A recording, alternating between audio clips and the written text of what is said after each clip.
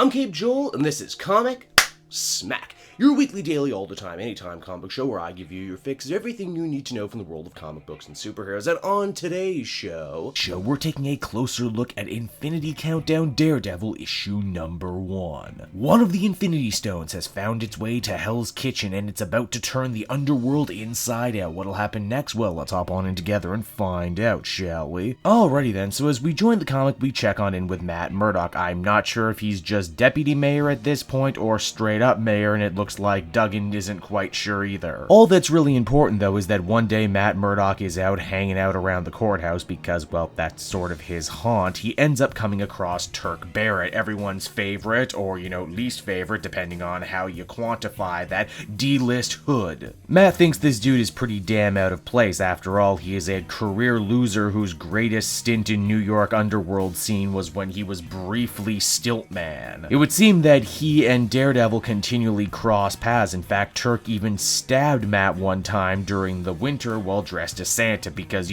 that's just comics and comics are wonderful. Granted, Turk is doing a lot better recently, better than a bottom feeder like him should be doing, and that's because he's making use of the Mind Stone and Kingpin's old cane. The stone gives him the power to read people's thoughts, which when you're an up-and-coming Kingpin in New York City goes a long way. Currently, he's selling his service to some crooked lawyers to influence the weak-minded judges and get their clients off scot-free in return for big cash, but also big favors down the line. Admittedly, mind-altering cosmic forces are a little outside of Daredevil's wheelhouse. He still knows this looks like a job for him, and as a first responder, he decides to get a little info on what's been going on with Turk. It seems that ever since he got his new powers, Turk has been abandoning his old haunts, his old friends, amassing a bunch of money, and slowly but surely trying to take the Kingpin's place at the top of the mountain. Daredevil hopes to confront Turk one-on-one. This proves to be a pretty bad idea. He still can't shoot worth crap, but hey, when you can afford hired help to shoot for you, well, that makes a big difference.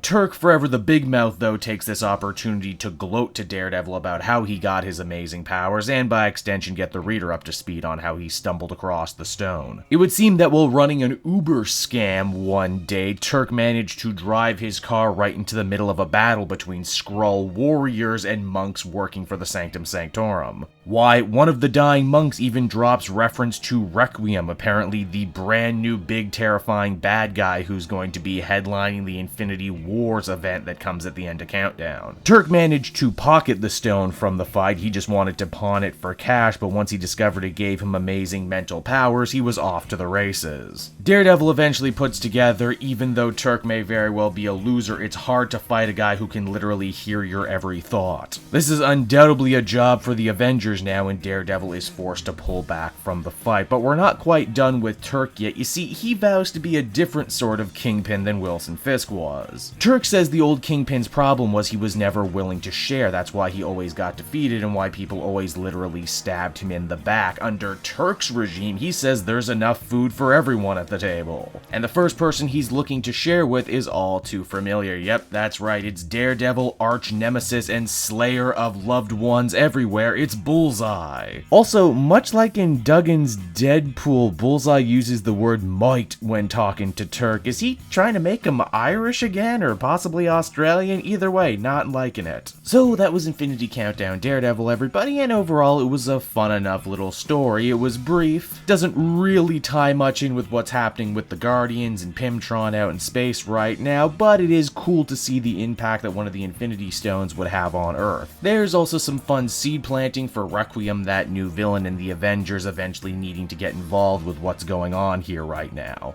I wouldn't necessarily call it a must-read story, but if you've been enjoying Daredevil under Charles Soule and want something a little different but also in the same vein, I would say check this one out. I would give it a 7 out of 10. So that's the comic, everyone. I hope you enjoyed it, and as always, be sure to take a closer look at some of these other things I've been working on. Then you can follow me on Twitter and Facebook at Cape Joel, so you're always up to speed on what I'm doing next. And hey, if you like what I do and are feeling in a supportive mood, please check out my Patreon link down in the description. Patrons get exclusive access to videos and content before anyone else, and you can do so for as little as $1 a month. And until next time, everyone, this has been Cape Joel. Thank you so much for watching and listening, and I'll see you all again next time. Bye-bye.